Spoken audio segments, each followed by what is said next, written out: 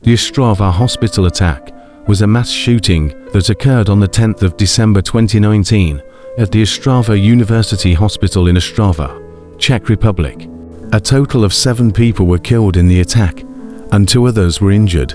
The armed perpetrator was 42-year-old Ctirad Vitásek. Vitásek had 3 previous criminal convictions, including one for a violent crime and a previous hospitalization in a psychiatric ward. He entered the hospital the early morning and ended up in the traumatology waiting room on the 3rd floor of the hospital building at around 7:15 a.m. However, the ward doors there were still locked.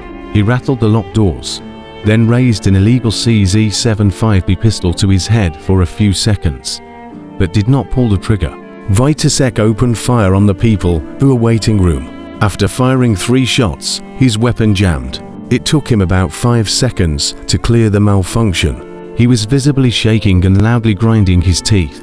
After clearing the malfunction, the perpetrator continued to shoot people in the room, aiming at victims' heads and necks, killing 6 adults. 2 of the victims were off-duty prison guards.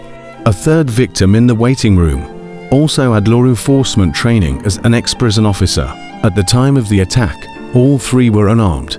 3 other people sustained injuries, one of them dying several days later. When first responders arrived, the perpetrator had already escaped the scene in his Renault Laguna. He fled to his mother's house, where he had confessed to his crimes. She notified the police, who swiftly went to Dihilov in the east on information from his mother with a police helicopter. Whilst closing in on him, Vitásek turned his gun on himself and committed suicide. The motive was believed to be Vitásek's obsession with that he suffered from a fatal illness, supposedly pancreatic cancer.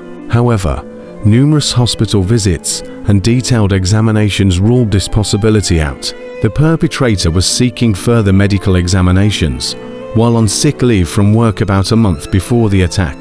His inability to see the traumatologist evidently tipped him over the abyss edge and triggered his killing spree.